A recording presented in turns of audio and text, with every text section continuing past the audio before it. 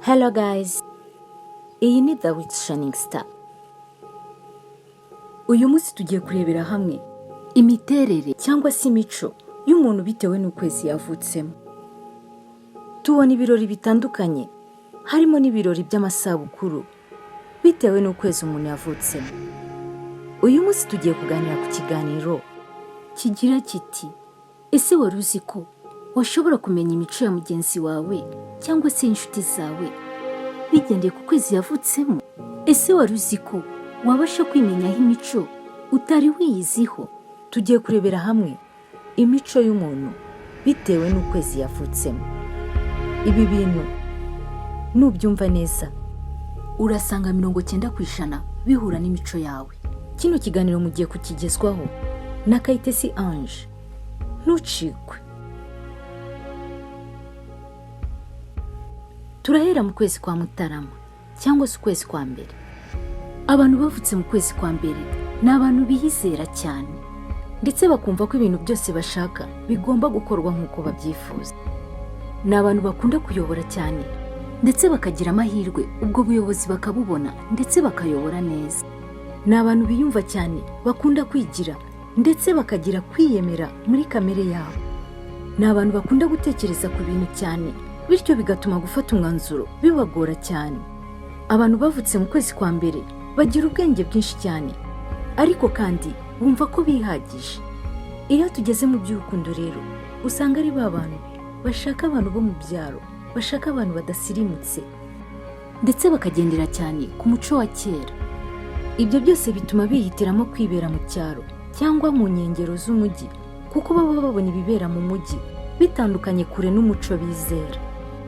Niba uvuka mu kwa mbere ukunda ko ibintu byawe bibibanga, niyo yaba ari inshuti yawe ntishobora kumenya ibanga ryawe utabishatse.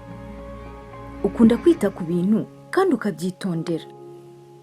Ukunda cyane abantu bagutera imbaraga ndetse bakagushimagiza. Ariko nanone uri wa muntu udakunda ko bagukosora iyo wakosheje. Niba waravutse mu kwa mbere, uri umuntu ukunda gutungurana ndetse ugakunda n'umuntu gutungura. Uri umuntu ugaragaza umujinya cyane iyo ikintu kitagenze nk'uko ubyifuza. Uri umuntu ukunda kuba ahantu abantu bishimye bari.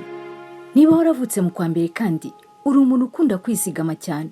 Nta muntu ujya upfa guha amafaranga yawe atagusobanuriye impamvu, kandi impamvu nini cyane yumvikana. Kubera ukuntu ukunda kwizigama cyane, iyo ugiye kugura ikintu ubitekerezaho umwanya munini cyane, ndetse bikakugora kuba wabifatira umwanzuro. Abantu bavutse mu kwezi kwa mbere ni abantu bakunda gukora cyane kandi ntibarwaragurika. Tugiye kurebera hamwe abavutse mu kwezi kwa Gashyantare cyangwa se ukwezi kwa kabiri. Abantu bavuka mu kwezi kwa kabiri ni abantu barangwa n'impuhwe cyane, ndetse bakaba bagira umutima woroshye cyane, ku buryo kubona umuntu urengana batabasha kubyihanganira ndetse bakaba barira. Ni abantu barangwa n'urukundo rwinshi cyane, ku buryo ahatari ibyishimo utahabasanga. Ni abantu bakunda kwiyitaho cyane ndetse bagakunda gusa neza, bagakunda kugaragara neza, ku buryo aho kugira ngo umusange yambaye nabi yakemera akaburara, ariko ugasanga yambaye neza. Bakunda kugira intego mu buzima bwabo, ndetse icyo biyemeje kugeraho iyo cyanze bicuza ubuzima bwabo bwose ndetse bakishinja amakosa. Abantu bavuka mu kwezi kwa kabiri kandi bagirirwa icyizere cyinshi cyane, ndetse bakavamo ababyeyi beza, cyane cyane iyo ari igitsina gore. Ni abantu bakunda kubaho bari mu rukundo, mbese kuri bo kubaho udafite umukunzi ni kirazira. Mu rukundo niba abantu badatinda kwibagirwa. Iyo atandukanye n'umukunzi we hacamo igihe gito cyane agahita akundana n'undi. Mu buzima busanzwe bakunda kugira inshuti kandi bakazibanira neza ndetse bakazinambaho. Abantu bavuka mu kwezi kwa kabiri ni abantu bakunda kuba batuje cyane, ndetse muri bo bakagira igenagihe cyangwa se igenamibereho ya buri munsi. Ni abantu barwanira uburenganzira bwabo bwa buri munsi, ku buryo udashobora kubagendana. Ni abantu banga akarengane, ku buryo iyo babonye umuntu urengana bitabagwa amahoro.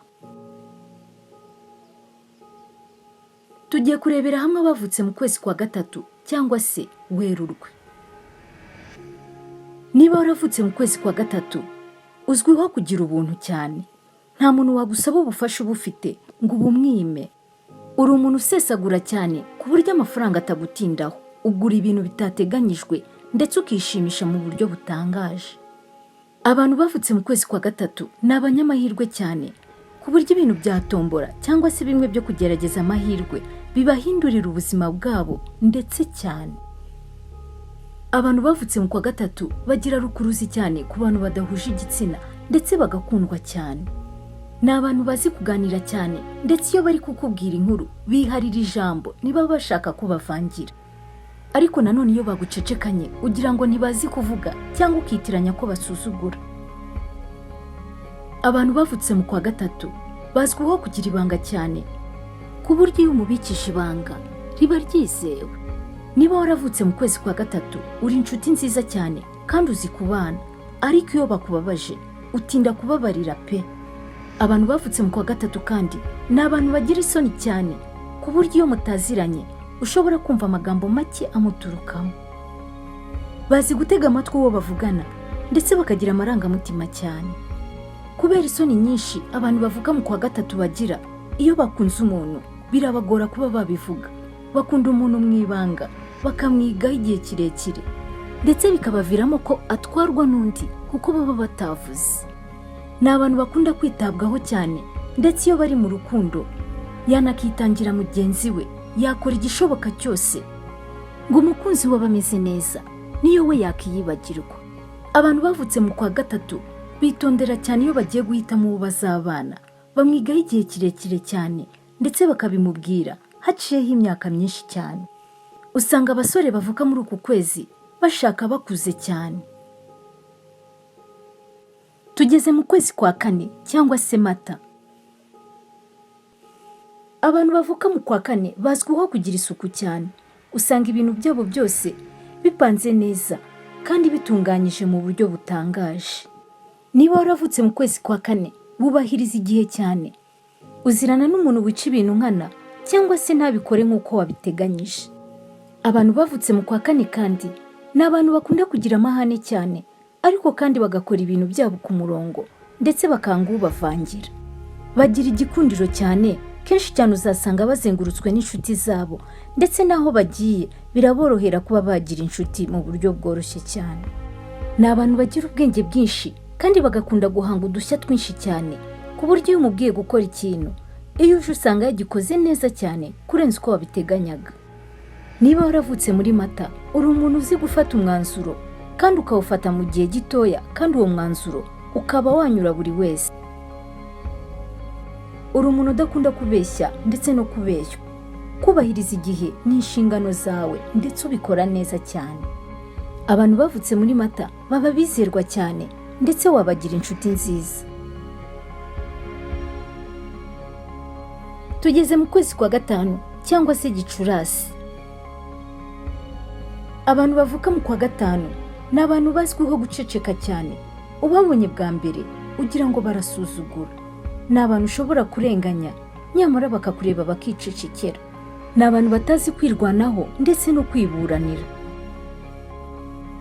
Abantu bavuka mu kwa gatanu bazwiho kugira impano nyinshi ndetse bakaba bavamo abahanzi beza cyane. Ni abantu bakunda kugira intego nyinshi, ariko nyamara bigahera mu magambo cyangwa se bigahera mu ntekerezo. Ni abantu bakunda guha inshuti zabo agaciro ndetse bakabaha umwanya mu gihe bawukeneye. Abantu rero bavuka mu kwezi kwa gatanu bagira umutima ufunze cyane, kugira ngo utsindire urukundo rwabo biragorana cyane. Abantu bavuka mu kwezi kwa gatanu ni abantu utabasha kumenya imitekerereze yabo. Ntushobora kumenya ko yishimye cyangwa se ababaye. Ni abantu bakunda kugira umujinya mwinshi, ariko nanone waba wamurakaje akakuvugisha neza aseka ku buryo udapfa kumenya ko yakurakariye. Ni abantu bakunda kunguka ibintu bishya. Ni abantu bagira inshuti nziza kandi nanone z'abahanga gusa. Iyo uri umuswa nturangwa mu nshuti zabo. Bakunda gukora cyane kandi bazi kwikoraho mu buryo bugaragara. Tugeze muri Kanama cyangwa se ukwezi kwa gatandatu. Abantu bavuka mu kwa gatandatu bazwiho cyane gufuha. Iyo bari mu rukundo ntibatana no gufuha ndetse bakagenda ku mukunzi wabo cyane. Ni abantu bazi gushishoza ndetse no guhitamo neza. Ni abantu bigora cyane kwibagirwa hahise habo bityo bigatuma bahora bicuza mu buzima bwabo bwose. Abantu bavuka mu kwa gatandatu ni abantu bagira umutima mwiza cyane, ariko nanone bakaba bazirana n'abantu babavuga batabumva. Bagira guhindagurika kwinshi, ariko nanone icyo bashyizeho umutima bagikora neza cyane ndetse bakanyurwa. Abantu bavuka mu kwa gatandatu ni abantu bavamo inshuti nziza, bazi kubana neza ndetse bazi kwita kuri bagenzi babo. Gusa muri byose nubwo bagerageza, ni abantu utakizera kubitsa ibanga, kuko ni abantu bakunda kwivugira ndetse bagasabana cyane. Icyo witaga ibanga kuri bo bagifata nk'ibisanzwe, bakabizana mu biganiro. Niba uvuka mu kwa gatandatu, uri umuntu urambirwa vuba ndetse gufata umwanzuro birakugora cyane. Uri umuntu ukunda guhisha amarangamutima yawe kandi ugakunda ibintu biciye mu nzira za bugufi kugira ngo birangire vuba. Tugeze muri Nyakanga cyangwa se ukwezi kwa karindwi. Abantu bavuka mu kwezi kwa karindwi bazwiho igikundiro, bazwiho urugwiro rwinshi, ku buryo iyo bagiye ahantu bwa mbere bahakura inshuti nyinshi cyane batari basanzwe baziranye. Ni abantu bazi kwita cyane ku nshuti zabo ndetse bakaba bazi kwihangana mu buryo bwose bushoboka. Abantu bavuka mu kwezi kwa karindwi rero ni abantu bayoborwa n'amarangamutima cyane, ku buryo iyo yakunze atabasha kwihishira. Yaba igitsina gore yaba igitsina gabo, iyo bakunze barabigaragaza kandi bakabigaragaza ku rwego rwo hejuru. Abantu bavuka mu kwezi kwa karindwi kandi ni abantu bagira urukundo ku rwego rwo hejuru, ku buryo yakwitangira mugenzi we ndetse icyo yamwaka cyose akora uko ashoboye akakibona kugira ngo ashimishe umukunzi we. Ni abantu kandi bagira urwango ruri ku rwego rwo hejuru, ku buryo iyo yakwanze cyangwa iyo mutakoranye uhita ubibona ako kanya utarinze kubyumva hirya no hino, ubwe arabikwiyerekera.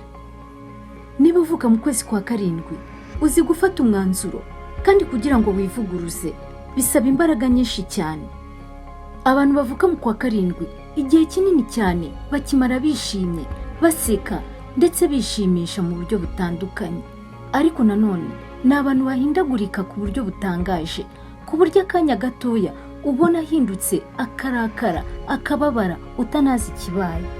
Niba waravutse mu kwezi kwa karindwi, nta muntu ujya upfa kwanga, ariko nanone iyo wamwanze bifata igihe kinini cyane kugira ngo mube mwahuza. Bakunda abantu babonamo ibyiza gusa ndetse bungurana ibitekerezo, bityo iyo uje umugana agushakamo icyiza kurusha ikibi. Niba wifuza umuntu wabitsa ibanga rikaba ririnzwe ku rwego ruhambaye, gana abantu bavutse mu kwezi kwa karindwi. Ni abantu bazi kubika ibanga kandi bakarihisha kure kure cyane. Niba uri umuntu wavutse mu kwa karindwi, uri umuntu wizera cyane inshuti yawe magara ndetse n'umukunzi wawe, uyibwira amabanga yawe yose nta na kimwe wisigarije.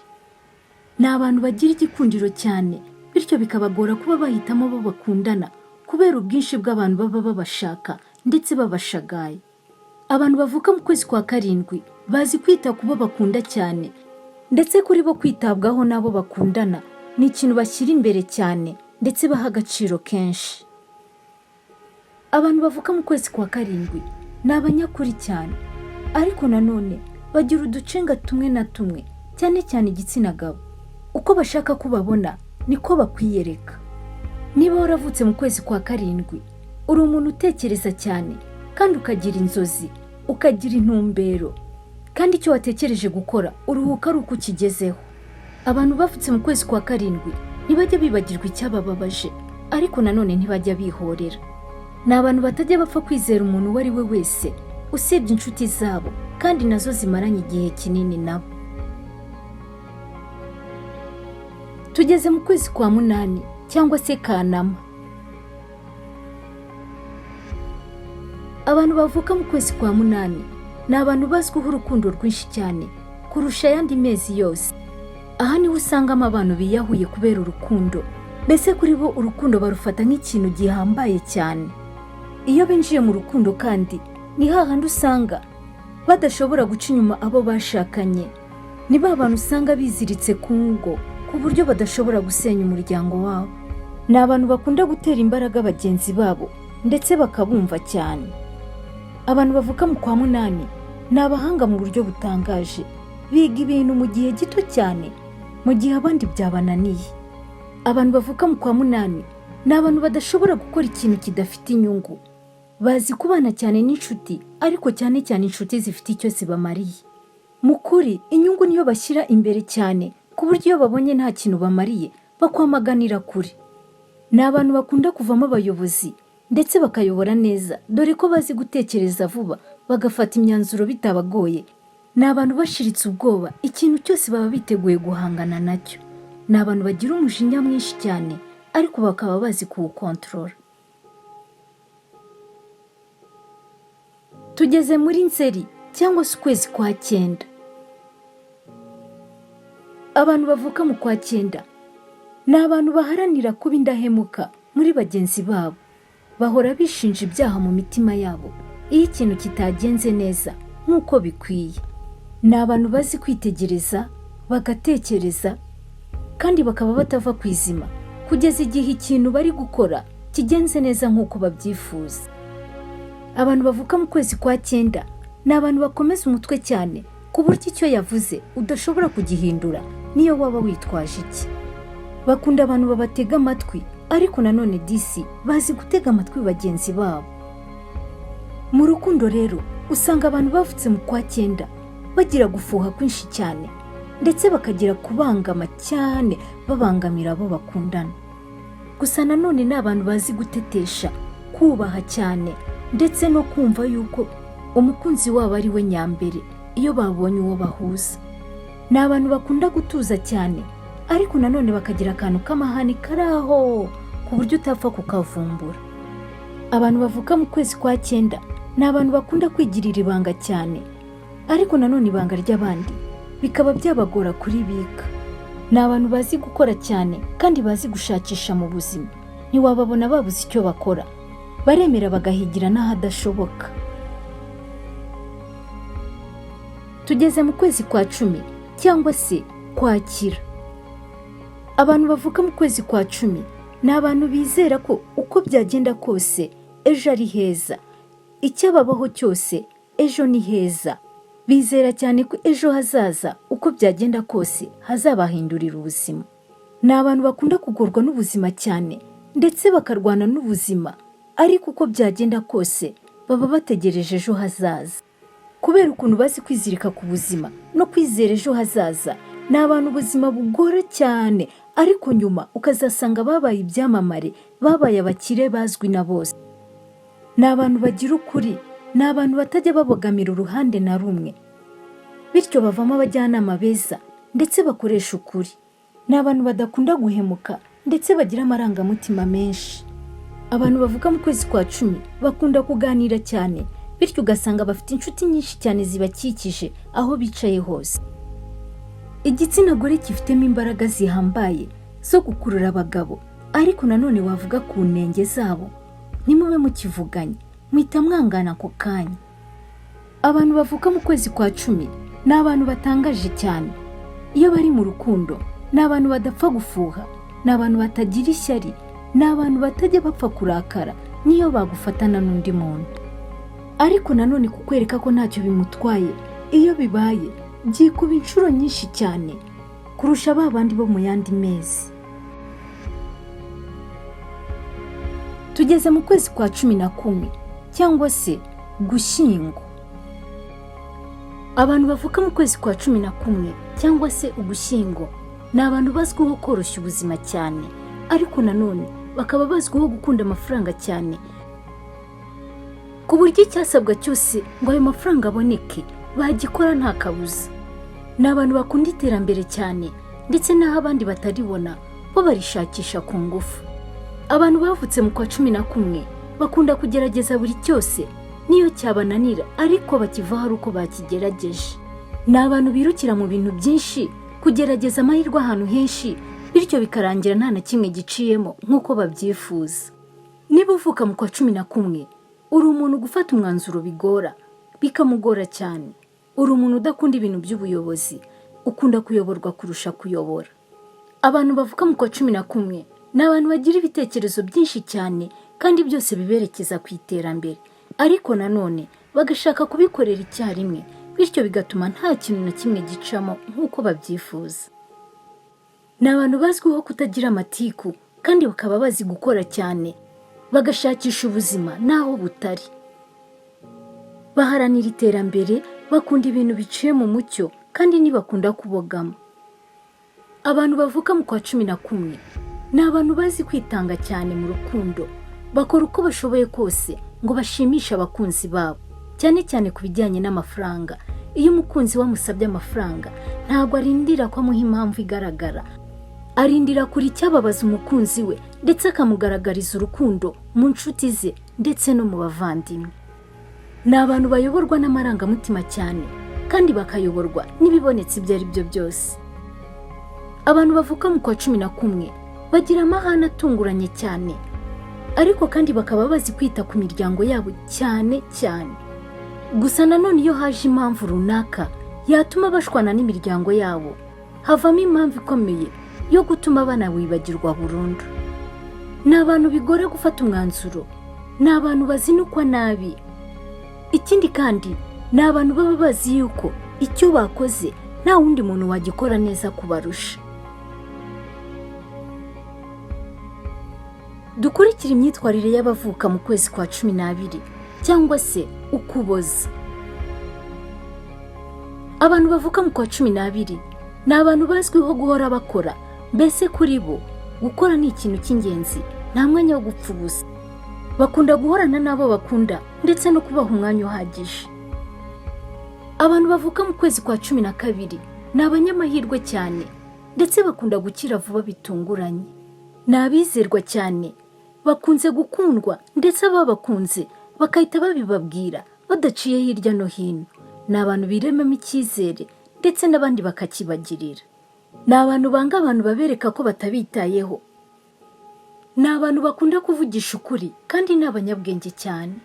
Ni abantu badakunda kuba bonyine. Ni abantu bahorana akanyamuneza, ariko nanone ni abantu batajya bapfa gucika intege. Abantu bavuka mu kwezi kwa 12 ni abantu bafite ubwenge bwinshi cyane ndetse akwiyereka uko ashaka kumumenya.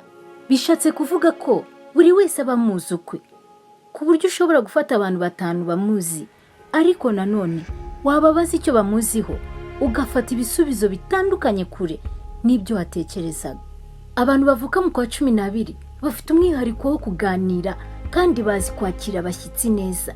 Ni abantu utabasha kurambirwa muri kumwe. Ni abantu bagira umwihariko wo kuvugisha ukuri mu byo bakora ndetse no mu byo bavuga byose. Niba wakurikiye kino kiganiro, urandika muri komenti utubwire ukwezi uvukamo, utubwire nimba byanahuye n'imico yawe. Iki kiganiro gituma tumenya imico ya bagenzi bacu ndetse bigatuma tumenya uko tubitwaraho.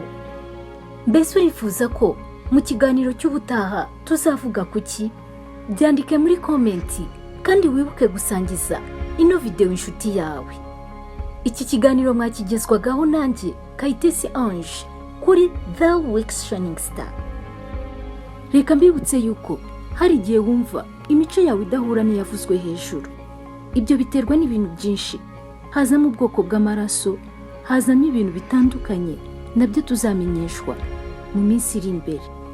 Tuzaganira ndetse ku bijyanye n'akazi umuntu yabasha gukora bigendeye ku kwezi yavutsemo. Urugero, nk'abantu bavutse mu kwezi kwa 12, cyane cyane igitsina gabo, ni abantu bashobora gukora espionage cyangwa se ubumaneko, bakabukora neza ndetse niba bavumbure na gato.